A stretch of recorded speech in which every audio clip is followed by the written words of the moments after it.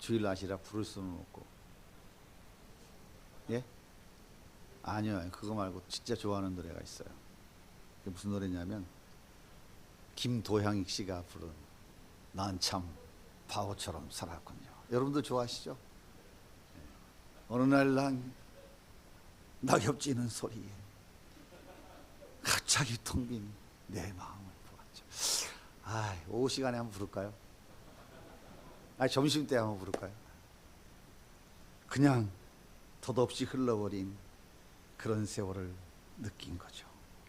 저 떨어지는 낙엽처럼 그렇게 살아버린 내 인생을 잃어버린 것이 아닐까, 늦어버린 것이 아닐까. 흘려버린 세월을 찾을 수만 있다면 얼마나 좋을까, 좋을까. 난 참 눈치가 이렇게 없어요. 제가 못 부르면 여러분 박자를 맞춰줘야죠. 난 참 예. 다 잘하시네요. 난 참 바보처럼 살았군요. 우. 김도영 씨가 어느 날 문득 살아온 지난 인생을 돌아보니까 내가 참 바보처럼 살았다 하는 그런 생각이 들었어요.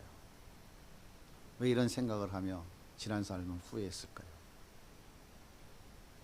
똑똑하게 살아야 되는데, 똑똑하게 살아야 경쟁에서 이기는데, 똑똑하게 살아야 더 많은 것을 쌓을 수 있는데, 똑똑하게 살아야 내 밥그릇을 더 잘 챙길 수 있는데, 내가 똑똑하게 살지 못했구나. 지난 시간을 돌아보며 후회한 것은 아닐까요? 1980년 이 앨범이 판매됐을 때 자그마치 80만 장이나 팔렸습니다. 정말 대단한 인기였습니다. 그럼에도 불구하고 더 악착같이 챙겼어야 되는데, 인정사정 보지 말고 더 긁어 모았어야 되는데, 그렇게 살지 못한 자신이 바보처럼 여겨진 것은 아닐까 하는 생각이 들었습니다. 바보라는 단어가 어떤 단어인지 아세요? 바보는 바다의 보배의 줄임말이 아닙니다. 바다는요, 바라볼수록 보고 싶은 사람이라는 말의 의미도 아니에요. 자막을 빨리빨리 띄워줘요. 바라볼수록 보고 싶은 사람이 아니에요. 그런 의미가 아닙니다. 바보는 멍청이, 얼간이, 머저리, 모질이, 전응아, 지지나, 백지천치. 제가 열심히 찾아봤더니 다 이런 뜻이더라고요.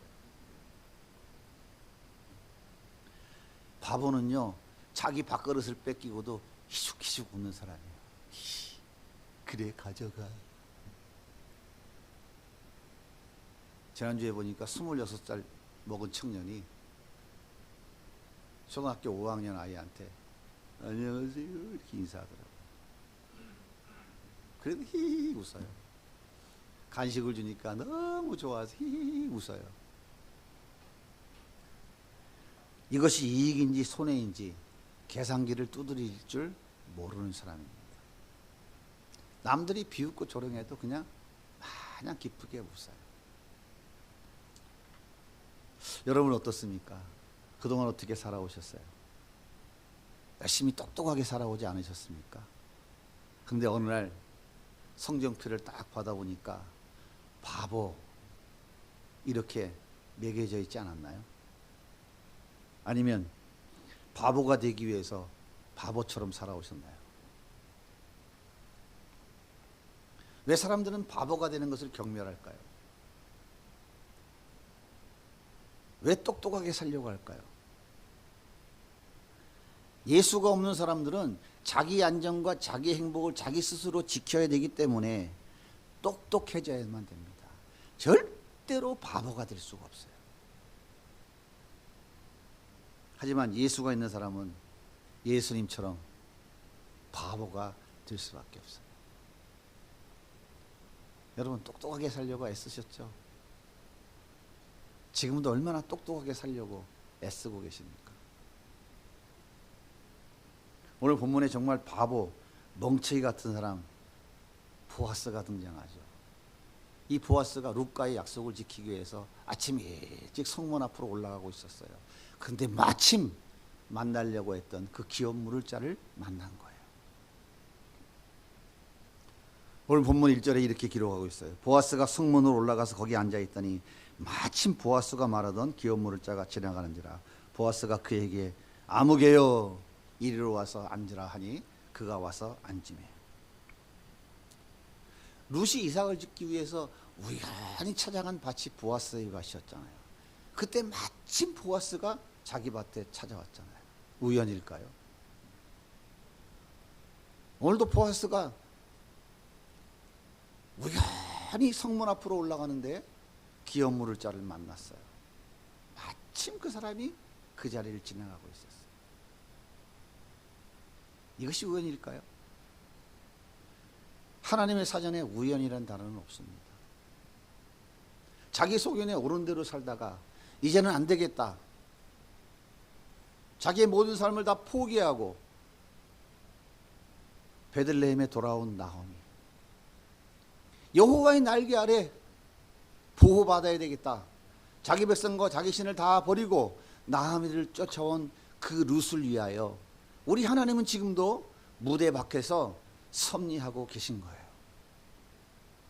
승준 형제가 오늘 여기 온 것은, 지난주에 온 것은 우연히 마침 이모를 만난 것 같지만 하나님이 섭리하고 계신 거예요. 그런 것 같지 않아요? 하나님의 사전에 우연이라는 건 없어요.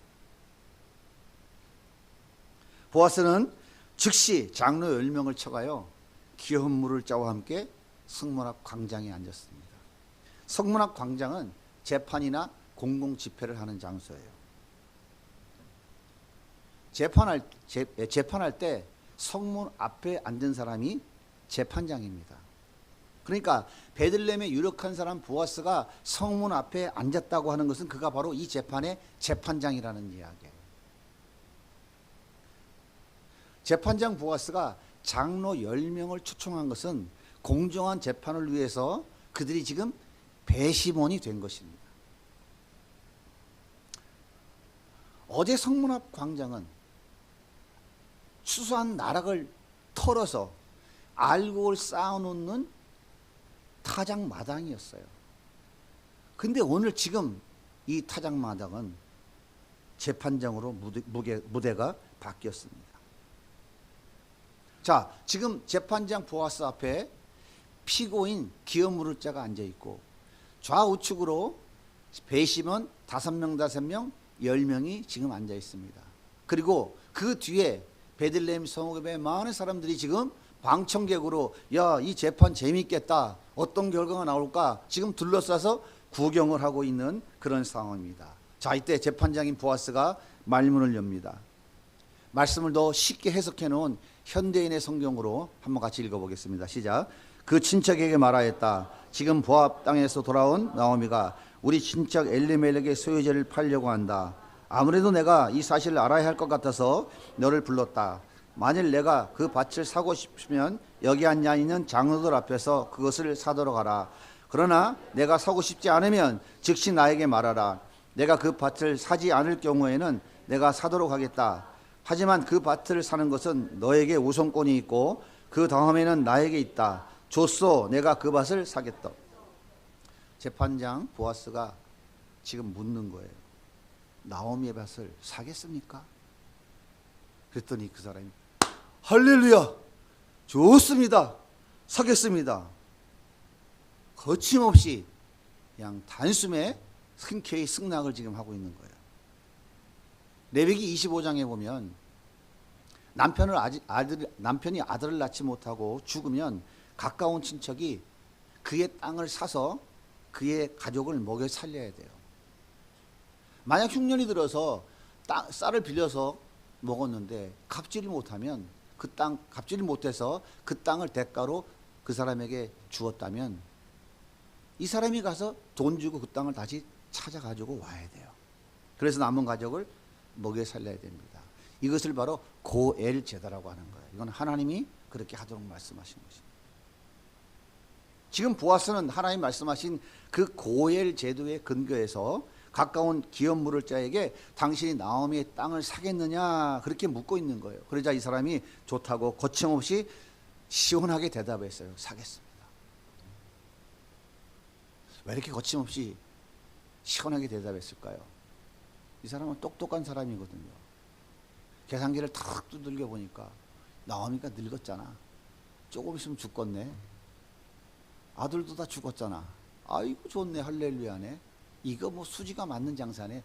좋습니다. 계산기를 탁 두들기니까 이건 남는 장사야. 땅을 사겠습니다. 이렇게 대답을 한 거예요. 그랬더니 보아스가 한 가지 더 조건을 제시합니다. 5절 말씀도 같이 현대인의 성경으로 읽어보겠습니다. 그런데 내가 나오미에게서 이 밭을 살 경우에는 모압 여자 룻과 결혼하여 죽은 그의 여자의 남편 이름으로 그 유산을 이어받을 자식을 낳게 해 주어야 한다. 뭐라 그러는 거예요? 근데 말이야, 나오미의 땅만 사는 게 아니고 그의 며느리 룻과 결혼해서 아들을 낳아서 대를 이어줘야 돼. 괜찮겠어? 지금 재판장이 묻는 거예요. 그랬더니 이 사람이 깜짝 놀란 거예요. 그래서 6절에 뭐라고 얘기하냐면 현대인의 성경으로 또 한번 읽어보겠습니다. 그렇다면 나는 그 밭을 살 수 없어. 계산기가 지금 빠르게 투기해지고 있죠. 살 수 없어 하잖아요. 그렇게 하다가는 내 재산만 충나지 않겠소? 그 다음 자막으로 넘겨줘 보세요. 나는 사지 않을 테니 당신이 그 밭을 사시오. 뭐요? 땅만 사는 게 아니요? 모압 여자와 결혼해서 나오미 엘리멜렉의 대를 이어주라고요? 이 양반이 미쳤나? 내가 왜 내 자산을 저 엘리멜렉 가문을 위해서 허비를 해? 내가 왜 모압 여자랑 그 과부랑 결혼해서 내 인생을 망쳐? 여보시오, 내가 바보요? 내가 멍청이야? 내가 모질이야? 어디서 헛소리를 하는 거야? 그렇게 좋으면 당신이 하면 되잖아. 왜 나한테 헛소리를 하는 거야?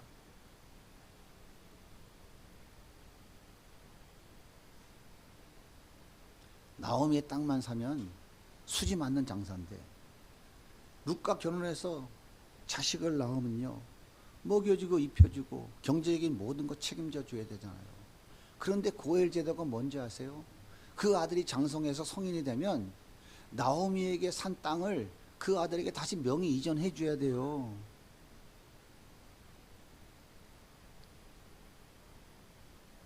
어떻게 해요?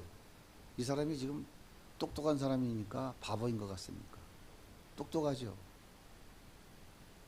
여러분은 똑똑하고 싶어요? 바보가 되고 싶어요? 물어볼 걸 물어봐야지. 정신 나간 소리라고 앉았어요 지금? 이 똑똑한 기업 물을 자가 이런 바보 멍청이 같은 짓을 하겠습니까?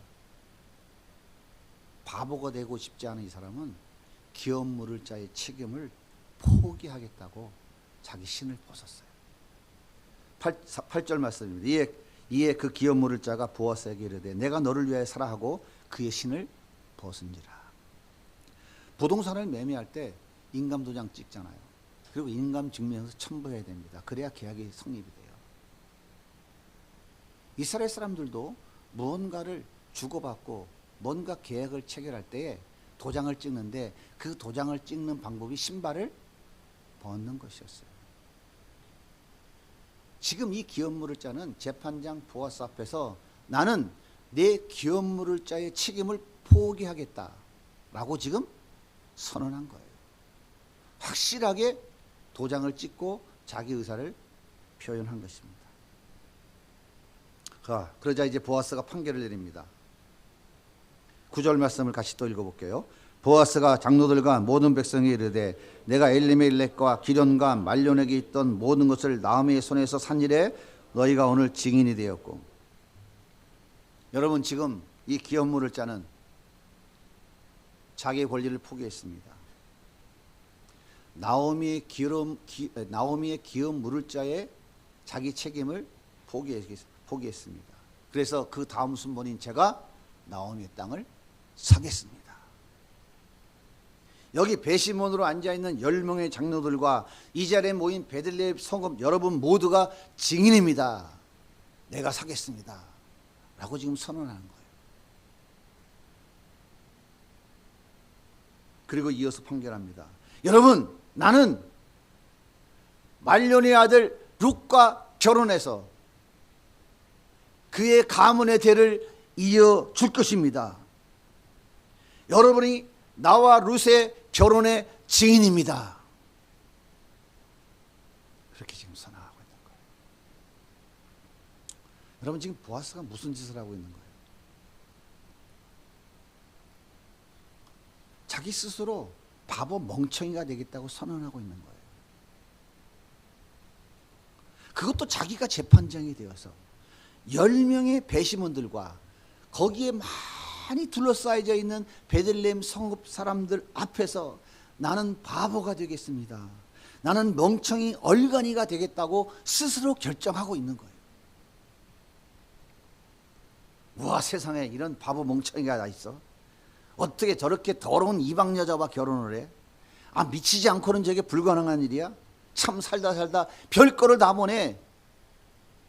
사람들이 얼마나 수근수근거리며 비아냥거리며 조롱했을까요? 와, 세상에 저런 멍청이가 또 있어. 자기에게 한 푼도 이익이 없는 땅을 왜 사? 남의 자식 낳아서 키워서 먹여주고 다 키운 다음에 그 아들에게 성인이 되면 그 땅 도로 다 돌려줘야 되는데 저런 멍청한 짓을 하고 있어. 내 살다 참 별거를 다 보겠네. 얼마나 사람들이 혀를 차고 비웃었을까요? 여러분, 보아스가 바보입니까? 성경은 뭐라고 그래요? 보아스가 베들레헴의 유력한 자라고 그러잖아요. 돈 많고 명예 있고 능력 있는 사람. 그러니까 여기 지금 재판장 아닙니까? 이 사람이 바보예요?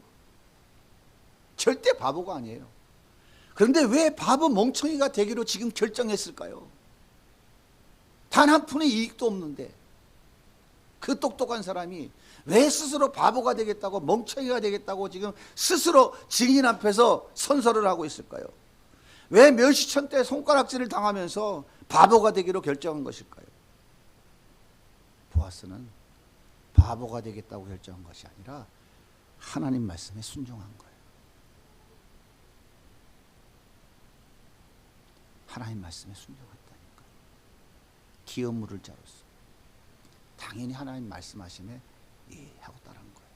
그런데 사람들이 보아스를 바보라고 손가락질하잖아요. 저런 멍청한 놈 욕하고 있잖아요. 욕하고 있는 손가락질하는 이 이스라엘 사람들은 하나님을 모르는 사람이에요?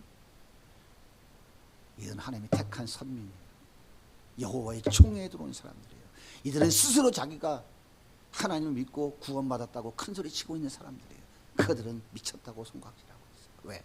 하나님 말씀에 순종해요. 2014년 7월 16일 교회 개척 설립 예배를 마쳤어요. 그리고 제2회 더 행복 캠프를 준비하려니까 깝깝했어요. 사람도 없고 돈도 없고 이걸 어떻게 해야 되나. 근데 주님께서 말씀하셨어요.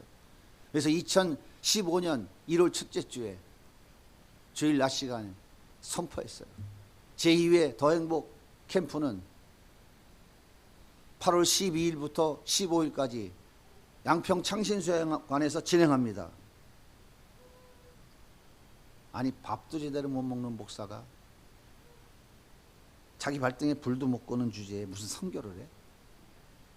교회 짓고 여유 있을 때 선교하는 것이지 주제 넘는 짓 하고 있어. 이런 바보 멍청이, 계산도 할 줄 모르는 어리석은 놈, 정신 나간 놈, 미친놈 하도 많이 들어서 이제는 면역이 다 됐어요. 여러분, 제가 계산할 줄 모르는 멍청입니까? 제가 여러분들보다 계산 더 잘해요. 모른 척하는, 모른 척해서 그러지 바보가 돼서.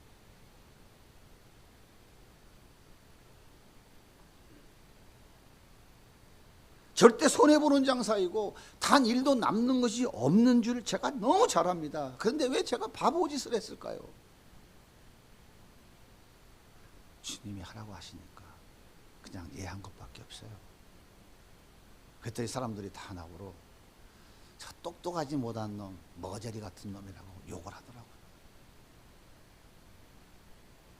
여러분, 인류 역사상 가장 바보가 되신 분이 누구입니까? 이제 좀 알 것 같아요. 가장 바보가 되신 분, 그분이 예수님이잖아요. 예수님이 누구십니까? 창조주잖아요. 만왕의 왕이시잖아요. 우주 만물을 지금도 임의대로 통치하고 다스리는 분이시잖아요. 그분이 바보입니까? 그분이 바보예요? 피조 세계에서 감히 누가 도전할 수 있어요? 그분보다 더 탁월한 존재가 어디 있습니까? 그런데 예수님은 하나님과 동등한 그 영광과 권세와 위엄과 그 모든 것 다 버리고 이 땅에 인간의 몸을 입고 오셨어요. 세상에 이런 바보가 어디 있습니까? 창조주가 피부 치조물이 돼요? 이런 얼간이 멍청이가 어디 있어요? 시골 가난한 목수의 아들로 가난하고 마구간에서 태어나는 그런 바보 짓을 하신 분이에요. 왕의 친구, 부자의 친구, 지식이 많은 박사들의 친구, 이런 사람들하고 얼마든지 친구가 되실 수 있는 분이었잖아요. 근데 그분은 가난한 자, 병든 자, 세리, 창기 다 죄인이라고 손가락질하는 그들의 친구가 되셔서 그들의 눈물을 닦아주시고 그들의 아픔을 품어주시는 머저리 같은 짓을 하신 분이라고요. 내가 하나님의 아들이야? 그럼 그 십자가에서 좀 내려와봐. 멸시하고 조롱할 때 말씀 한마디만 하시면 하늘의 수많은 천군 천사를 동원해서 한 방이면 다 쓸어버릴 수 있는 능력자이신 예수님께서 그들이 원하는 바보 멍청이가 되셨어요. 바보처럼 멍청이처럼 그 처참한 십자가에 매달려 물과 피를 다 쏟아내셨어요. 그리고 바보처럼 범죄한 인간들이 맛보아야 될 그 죽음의 자리까지 가셨어요. 바보처럼 자신의 모든 것을 다 희생하셨습니다. 사랑하는 여러분, 예수님이 왜 바보처럼 이렇게 멍청이처럼 엄한 짓을 하셨을까요? 왜 바보처럼 자신의 모든 것을 아낌없이 다 내어주셨을까요? 왜 스스로가 바보가 되셔서 자기 생명까지 희생하셨을까요? 왜 그렇게 하셨을까요? 이유가 뭐예요? 왜 보아스가 단 1도 남지 않는 그 멍청한 짓을 룻에게 다 쏘아 부어주었을까요? 왜 우리 주님이 자기 생명까지 그 바보처럼 다 우리에게 내어주셨을까요? 이유가 뭐예요? 이유는 딱 한 가지밖에 없어요. 나에게 복 주시려고 그런 거예요. 나에게 복 주시려고요. 무슨 복을 주시려고요? 쓰레기만도 못한 쇳덩어리 날, 벌레만도 못한 나, 타다 남은 그 부진깽이만도 못한 아무짝에 쓸모없는 나를 구원해 주시려고, 그 무서운 저주와 심판에서 건져내시려고, 그 영원한 지옥불을 멀리서 나를 건져내시려고, 나를 천국에 데려가시려고 바보가 되신 거예요. 예수님이 이렇게 바보가 되셨기 때문에 그 복을 우리가 거저 받을 수 있었던 거예요. 여러분이 이 복을 받으셨다면 여러분도 예수님처럼 바보처럼 살아야 되지 않겠어요?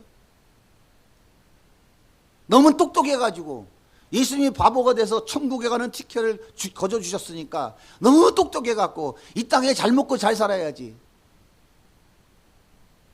부자 돼야지. 너무 똑똑해. 예수 믿는 사람들이 전부 교회가 똑똑하게 살아라고 가르치잖아요.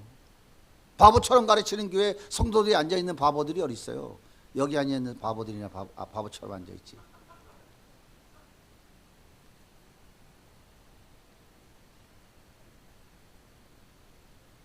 우리 주님께서 오리를 가자 하면 여러분 뭐라고 얘기하십니까? 주님, 오리를 가라고요? 똑똑하잖아. 계산기가 탁탁탁. 오리를 가면 4km가 10리니까 오리면 2km겠네. 야, 2km 가려면 최소한 30분은 열심히 걸어야 되는데, 왕복하면 4km 1시간은 걸어야 되는데, 아이고 힘들잖아. 에너지 쏟아야 되고 시간 허비해야 되고 남는 것도 없는데 내가 왜 저 인간을 위해서 오리를 같이 가죠? 주님, 그건 힘들겠는데요. 못 가겠는데요. 10리를 가라고요? 그 심리를 가려면 그러면 8km나 되는데 2시간 넘게 걸리잖아요. 나한테 무슨 이익이 있어요? 주님, 나한테 무슨 이익이 있는데 오리도 가기 싫은 걸 우리 가자면 심리 가주라 그래요? 시장 정말. 시장은 여기 아니라 했죠. 어제 그러더라고 청년들이. 영어는 저기 뭐야 다 반말한다고 뭐 이러면서. 일본어로는 무슨 또 욕도 재밌는 얘기를 하더라고. 시새끼 뭐 이러면서. 그 욕이 아니라고 하더라고 외국어는. 시장도 욕 아니에요. 여러분 오해하지 마세요. 제가 설명해 드렸죠. 아 짜증나. 나를 바보 멍청이 만들어? 예수 믿는 사람들이 천국 가는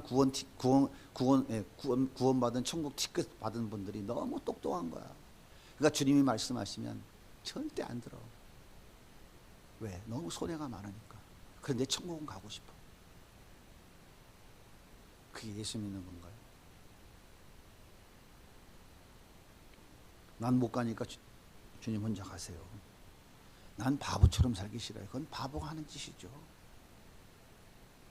사랑하는 여러분, 예수님이 말씀하시면 계산기 두드리는 똑똑한 사람 되지 마시고요. 바보처럼 멍청이처럼 예 하고 따라가는 그리스도인 되시기 바랍니다. 철병거 안악자손 거인들을 향해 올라가라 하시면 예 하고 올라갔어요. 아이고 계산기 아이고 어떻게 올라가. 나는 메뚜기인데 저 거인 앞에 어떻게 올라가. 아이고 못 가요. 너 있는 것 아낌없이 나눠주라 하시면 멍청이처럼 예 하고 막 나눠주시면 돼요. 통장에 잔고가 주는데 바보예요. 내가 멍청해요. 쌓고 쌓아야지. 더 쌓아야지. 내가 바보요? 내가 왜 나눠줘요? 용서해라 하시면 머저리처럼 예 하고 용서해 주세요. 내가 죽어도 저 인간은 용서 못해. 똑똑한 인간 되지 마시고 바보처럼 주님처럼. 주님이 나 같은 죄인도 용서하셨는데 아이고 저도 바보가 될게요. 그래야 되지 않을까요? 다음 세대를 위해서 희생하자 하시면 얼간이처럼 예 하고 그냥 희생하세요. 기도하라 하시면 예 하고 바보처럼 무릎을 꿇으세요. 그러면 우리 주님이 다 책임져 주십니다. 교회가 개척되고 다음 세대 섬기는 일을 계속해 왔잖아요. 교회가 망했습니까? 여러분 가정이 망했어요? 여러분 생업과 직장이 망했습니까? 하나님이 넘치도록 흔들어서 채워주셨잖아요.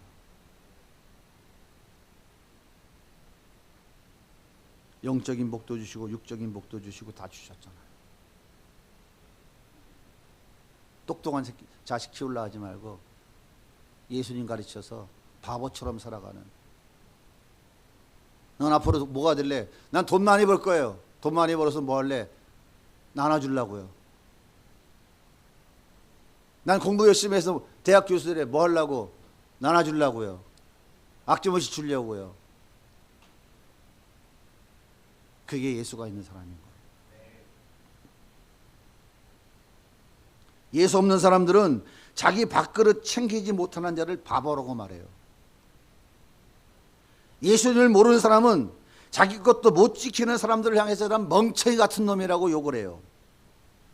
1980년 노래 한 곡으로 80만 장의 앨범을 팔아서 얼마나 많은 대중의 사랑을 받고 돈을 받았습니까? 그리고 얼마나 CM송을 만들어서 부와 명예를 누리며 살았어요. 그런데 난 참 바보처럼 살았다고 고백하잖아요. 도대체 왜 그럴까요? 예수님이 없는 사람들은 자기 안정과 자기 행복을 자기 스스로 지켜내기 때문에요. 그렇기 때문에 절대로 바보가 될 수 없어요. 똑똑해져야 된다니까요. 교회가 전부 자식들 똑똑하게 시키려고 주일날 예배 안 보고 다 어디 보냈어요. 다 학원 보냈는데 다 서울대 갔어요? 다 하버드 갔냐고요. 그렇게 자식들 똑똑하게 키우려고 했는데 교회가 다 어떻게 됐어? 교회가 다 바보가 돼버렸잖아요. 세상 사람들이 교회를 향해 바보라고 손가락질하고 있잖아요. 그런데 그 짓을 아직도 계속 하실 거예요. 우리 주님이 얼마나 답답하면 다음 세대는 선교지라고 이 작은 교회에다가 그 아이들을 똑바로 가르치라고, 예수 있는 아이들로 예수를 가르치라고 우리 주님이 우리 교회에 그런 말씀을 하실까요? 무슨 힘이 있고 무슨 능력이 있어요? 얼마나 주님이 안타까우면 내 마음을 좀 알아달라고 이 작은 교회에 말씀하고 계실까요? 예수 믿는 사람은요, 이미 헤아릴 수 없는 엄청난 복을 받았기 때문에 아낌없이 내어줍니다. 예수님이 나의 안전과 행복을 책임져 주는 것을 알고 있기 때문에 자신이 있는 것을 아낌없이 내어줄 수 있는 거예요. 그렇게 바보처럼 살아간다니까. 그래서 사람들이 이제 바보야, 저 멍청이야 라고 손가락질하면 감사합니다, 할렐루야 하고 희죽희죽 웃는 거예요. 왜 그런 줄 아세요? 진짜 바보는 예수님이 없는 사람인 것을 잘 알기 때문이에요. 네가 바보지, 내가 바보냐? 너는 예수를 모르잖아. 난 예수를 알고 예수가 나한테 있거든. 네가 바보지. 그러니까 바보라고 손가락질해도 웃으면서 그래요, 아, 예, 바보입니다, 예, 할렐루야, 이럴 수 있는 거예요. 저도 바보처럼 사는 것이 진짜 죽기보다 싫었어요. 그래서 똑똑하게 살려고 예수님 버렸어요. 그런데 예수님은 여전히 바보처럼 멍청이처럼 여전히 나를 사랑하고 계시더라고요. 나는 예수님을 부인하고 저주하면서 경멸하고 있을 때 우리 주님은 여전히 그 사랑의 눈빛으로 바라보고 계시더라고요. 늦게서 세월이 흘러서 바보처럼 살아 바보 예수님의 마음을 알게 됐어요. 이제는 바보 예수님이 저는 참 좋습니다. 그래서 저도 예수님 따라 바보처럼 살아보려고 애를 쓰고 있어요. 근데 솔직히 잘 안 되더라고요. 여러분도 잘 안 되죠? 그래서 저는 새벽마다 바보처럼 살게 해달라고 기도하기 시작했어요. 그래서 주님의 명령을 따라 새벽 5시부터 8시까지 하루 3시간 기도하기를 작정하고 1월부터 시작했어요. 8시에 일어나면 다리가 휘청거리더라고요. 몸이 축 가라앉고, 아, 이제 내가 늙었구나, 늙어가는구나, 아, 늙어가고 있구나 하는 게 느껴지더라고요. 여러분 마음속에 각인해 놓은 그 똑똑이 계산기 뽑아버리고 그 자리에 바보 예수님으로 채우시기 바랍니다. 자기 생명까지 아낌없이 내어주신 바보 멍청이 예수님이 여러분의 삶을 가장 탁월하고 가장 행복한 삶으로 바꾸어 주실 것입니다. 그 바보 예수님과 함께 따뜻한 광야길, 행복한 나그네 길 걸어가시는 우리 모든 성도님들 되시기를 예수님의 이름으로 축복합니다.